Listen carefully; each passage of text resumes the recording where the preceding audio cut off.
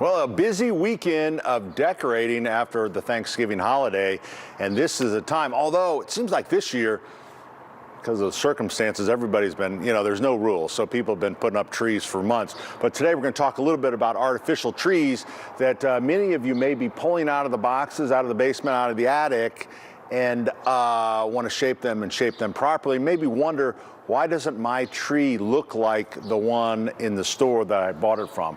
Trees are now, with the trees, they're all different tips, because trees that used to be all PVC, so this is called a molded tip, a PE tip, and then back behind it, this is called the fill material. This is PVC.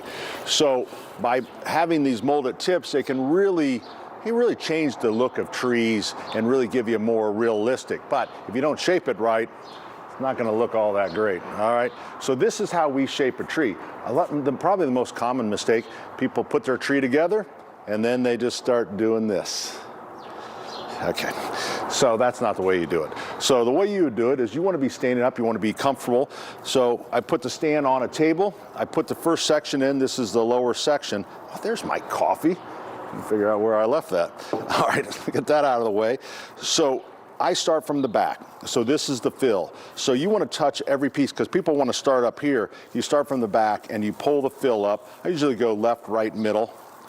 And so you get that fill kind of going in that area. Then the PE tip, you have to pull them out. There's always a leader. So the longest tip in this type of tree will come out like that.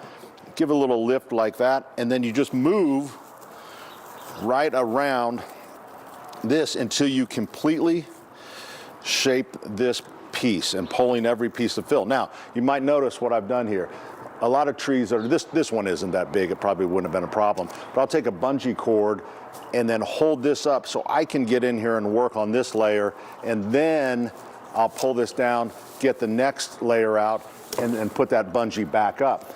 So once I get done with this piece, I pick it up, I set it on the floor, I put the next piece in, and then I shape the entire thing, and then I stack it up, make my final adjustments. Now, there is different kind of trees.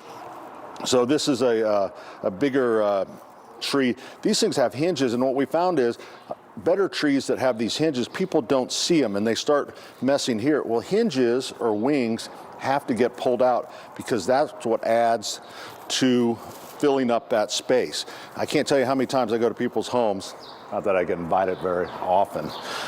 It's like this, and then I stand over there and I'm like shaping their tree.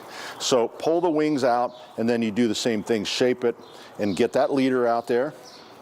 Leader goes out. Now, it's very important with the lights to make sure, plug everything in, replace the lights, because it's really important. A burnout bulb can cause trouble, so you always want to replace it. Now, very important, wine selection, all right? Multi-lights, a little whimsical like this, maybe a rosé.